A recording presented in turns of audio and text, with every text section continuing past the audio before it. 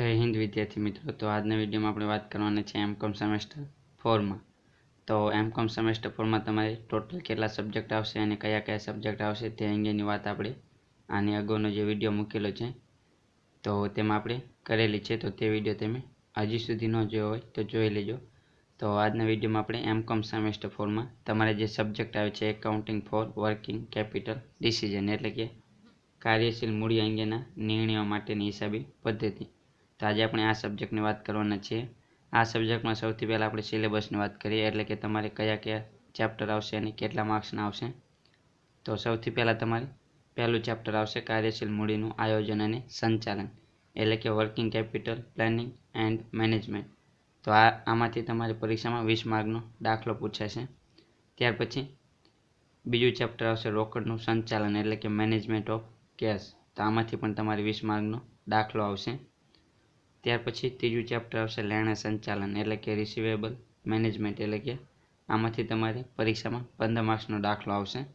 અને ચોથું ચેપ્ટર આવશે ઇન્વેન્ટરી સંચાલન એટલે કે ઇન્વેન્ટરી મેનેજમેન્ટ। તો આમાંથી પણ તમારી પરીક્ષામાં 15 માર્કનો દાખલો પૂછાશે।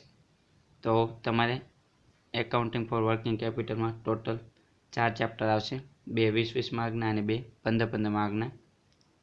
અને આ ચારે ચેપ્ટરમાં તમારે પ્રેક્ટિકલ સમ એટલે કે દાખલો પૂછાશે, થિયરી પૂછાશે નહીં। તો આજે આપણે તમારી જે ચોથું ચેપ્ટર છે ઇન્વેન્ટરી સંચાલન તેની શરૂઆત કરવાના છીએ એટલે કે ઇન્વેન્ટરી મેનેજમેન્ટ। તો આમાંથી 15 માર્કનો દાખલો તમારી પરીક્ષામાં પૂછાશે। તો સૌથી પહેલાં આપણે આજે આની શરૂઆત કરીએ। તો ચેપ્ટર ચોથું ઇન્વેન્ટરી સંચાલન એટલે કે ઇન્વેન્ટરી મેનેજમેન્ટ। તો આજનો વિડીયો ઇંગ્લિશ મીડિયમ અને ગુજરાતી મીડિયમ બંને માટે હેલ્પફુલ છે। તો આજના વિડીયોમાં એન્ડ સુધી બન્યા રહેજો અને આ વિડીયો તમને ખરેખર હેલ્પફુલ થાય તો વિડીયોને લાઇક કરી દેજો અને તમારા દોસ્તો સાથે આ વિડીયો શેર કરી દેજો।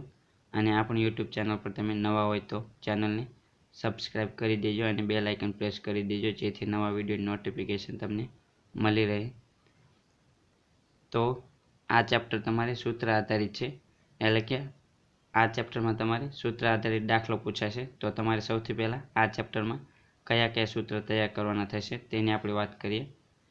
તો સૌથી પહેલાં આ ચેપ્ટરમાં તમારે આર્થિક વૃદ્ધિ જથ્થો એટલે કે EOQ તો આ સૂત્ર તૈયાર કરવું પડશે। તો આર્થિક વૃદ્ધિ જથ્થો એટલે કે EOQ એટલે કે ઇકોનોમિક ઓર્ડર ક્વોન્ટિટી। તો આનું સૂત્ર આ શોધવા માટેનું સૂત્ર શું આવશે? તો આ શોધવા માટેનું સૂત્ર આવશે એટલે કે વર્ગમૂળમાં 2AO/C। તો આ સૂત્ર આવશે તમારે। તો જ્યાં એનો મતલબ શું થાય? તો એનો મતલબ થાય વાર્ષિક વપરાશ એટલે કે એન્યુઅલ કન્ઝમ્પશન। ત્યાર પછી તો ઓનો મતલબ થશે દરેક વૃદ્ધિ દીઠ ઓર્ડર એટલે કે cost of placing an order. અને સી તો સીનો મતલબ થશે એકમ દીઠ વૃદ્ધિ વહન ખર્ચ એટલે કે કોસ્ટ ઓફ કેરિંગ પર યુનિટ। આ સિવાય તમને જ્યારે એકમ દીઠ વૃદ્ધિ વહન ખર્ચ રૂપિયા એટલે કે પર યુનિટની જગ્યાએ તમને ટકાવારીમાં આપ્યો હોય વહન ખર્ચ ત્યારે તમારે આર્થિક વૃદ્ધિ જથ્થો શોધવા માટેનો આ સૂત્રનો ઉપયોગ કરવાનો વર્ગમૂળમાં 2AO/CP। તો P એટલે કે પર્સન્ટેજમાં વહન ખર્ચ પર્સન્ટેજમાં।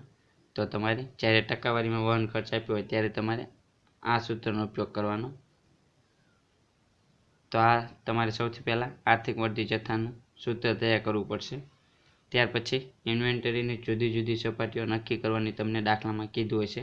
તો 5 થી 6 સપાટી તમને નક્કી કરવાનું કીધું હોય છે। તો આપણે તેના સૂત્ર જોઈ લઈએ કે આ સપાટીઓ કઈ રીતે નક્કી કરવી અને તે માટેનું સૂત્ર કયું આવશે। તો સૌથી પહેલાં તમને ઇન્વેન્ટરીની જુદી જુદી સપાટીમાં પહેલી સપાટી આવશે વૃદ્ધિ સપાટી એટલે કે ઓર્ડરિંગ લેવલ। તો ગુજરાતી મીડિયમ અને ઇંગ્લિશ મીડિયમ બંનેને હેલ્પફુલ થાય એટલા માટે આપણે બંનેમાં સૂત્ર લખ્યા છે ગુજરાતીમાં અને ઇંગ્લિશમાં। તો સૌથી પહેલાં આવશે વૃદ્ધિ સપાટી। તો તેનું સૂત્ર આવશે કે વધુમાં વધુ વપરાશ ગુણ્યા માલ મેળવવા લાગતો વધુમાં વધુ સમય એટલે કે વધુમાં વધુ વપરાશ અને વધુમાં વધુ સમય। તો ઇંગ્લિશ મીડિયમવાળા માટે આ સૂત્ર આ રીતે લખાશે કે ઓર્ડરિંગ લેવલ બરાબર મેક્સિમમ કન્ઝમ્પશન ગુણ્યા મેક્સિમમ ડિલિવરી ટાઈમ। ત્યાર પછી બીજું આવશે ગુરુત્તમ સપાટી। તો ગુરુત્તમ સપાટી એટલે કે મેક્સિમમ લેવલ। તો ગુરુત્તમ સપાટી નક્કી કરવા માટેનું સૂત્ર આવશે કે ગુરુત્તમ સપાટી બરાબર વળદી સપાટી માઇનસ ઓછામાં ઓછો વપરાશ ગુણ્યા ઓછામાં ઓછો સમય પ્લસ વળદી જથ્થો. તો ઇંગ્લિશ મીડિયમવાળા માટે આ સૂત્ર આ રીતે લખાશે કે મેક્સિમમ લેવલ બરાબર ઓર્ડરિંગ લેવલ એટલે કે વળદી સપાટી માઇનસ કૌંસમાં મિનિમમ કન્ઝપ્શન એટલે કે વપરાશ અને ગુણ્યા મિનિમમ ડિલિવરી ટાઈમ એટલે કે ઓછામાં ઓછો સમય કૌંસ પૂરો પ્લસ ઓર્ડરિંગ ક્વોન્ટિટી એટલે કે આર્થિક વળદી જથ્થો. તો વળદી સપાટી અને આર્થિક વળદી જથ્થો આ બંને અલગ અલગ છે, તો તે એક ખાસ ધ્યાનમાં રાખજો. ત્યાર પછી ત્રીજી સપાટી આવશે લઘુત્તમ સપાટી એટલે કે મિનિમમ લેવલ. તો તે નક્કી કરવા માટેનું સૂત્ર આવશે કે લઘુત્તમ સપાટી બરાબર વળદી સપાટી માઇનસ કૌંસમાં સરેરાશ સમય ગુણ્યા સરેરાશ વપરાશ. તો ઇંગ્લિશ મીડિયમવાળા માટે આ સૂત્ર આ રીતે લખાશે કે મિનિમમ લેવલ બરાબર ઓર્ડરિંગ લેવલ એટલે કે વળદી સપાટી માઇનસ કૌંસમાં એવરેજ કન્ઝપ્શન એટલે કે સરેરાશ વપરાશ ગુણ્યા એવરેજ ડિલિવરી ટાઈમ એટલે કે સરેરાશ સમય. ત્યાર પછી ચોથી સપાટી આવશે ભય સપાટી એટલે કે ડેન્જર લેવલ. તો આ સપાટી નક્કી કરવા માટેનું સૂત્ર આવશે કે ભય સપાટી બરાબર સરેરાશ વપરાશ ગુણ્યા તાત્કાલિક ખરીદી માટે લાગતો સમય. તો ઇંગ્લિશ મીડિયમવાળા માટે આ સૂત્ર આ રીતે લખાશે કે ડેન્જર લેવલ બરાબર એવરેજ કન્ઝપ્શન એટલે કે સરેરાશ વપરાશ ગુણ્યા maximum delivery time for emergency purchase એટલે કે તાત્કાલિક ખરીદી માટે લાગતો સમય. ત્યાર પછી પાંચમી સપાટી સલામતીની સપાટી એટલે કે સેફ્ટી લેવલ. તો સલામતીનો જથ્થો તો આ નક્કી કરવા માટેનું સૂત્ર આવશે કે વધુમાં વધુ વપરાશ ગુણ્યા કૌંસમાં માલ મેળવવા લાગતો વધુમાં વધુ સમય માઇનસ માલ મેળવવા લાગતો સામાન્ય સમય એટલે કે સરેરાશ સમય. તો ઇંગ્લિશ મીડિયમવાળા માટે આ સૂત્ર આ રીતે લખાશે કે સેફ્ટી લેવલ બરાબર મેક્સિમમ કન્ઝપ્શન એટલે કે વધુમાં વધુ વપરાશ ગુણ્યા મેક્સિમમ ટાઈમ એટલે કે વધુમાં વધુ સમય માઇનસ એવરેજ ટાઈમ એટલે કે સરેરાશ સમય. અને લાસ્ટ એટલે કે છેલ્લી સપાટી આવશે સરેરાશ સપાટી એટલે કે એવરેજ લેવલ. તો સરેરાશ સપાટી તો આ નક્કી કરવા માટેનું સૂત્ર આવશે કે ગુરુત્તમ સપાટી પ્લસ લઘુત્તમ સપાટી ડિવાઈડ બાય 2. અને ઇંગ્લિશ મીડિયમવાળા માટે આ સૂત્ર આ રીતે લખાશે કે maximum level plus minimum level divide by 2.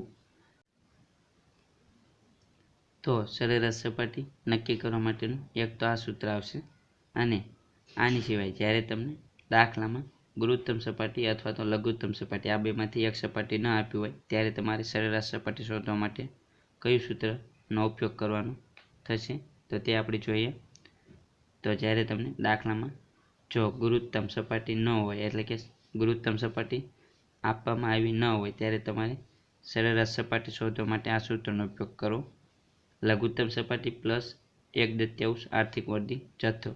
અને જો તમને દાખલામાં લઘુત્તમ સપાટી ન આપવામાં આવી હોય તો તમારે સરેરાશ સપાટી શોધવા માટે આ સૂત્રનો ઉપયોગ કરો કે ગુરુત્તમ સપાટી માઇનસ 1/3 આર્થિક વળદી જથ્થો. મોસ્ટલી તમને દરેક દાખલામાં લઘુત્તમ અને ગુરુત્તમ સપાટી આપેલી દેશે તો તમારે મોસ્ટલી આ સૂત્રનો ઉપયોગ કરવાનો થશે.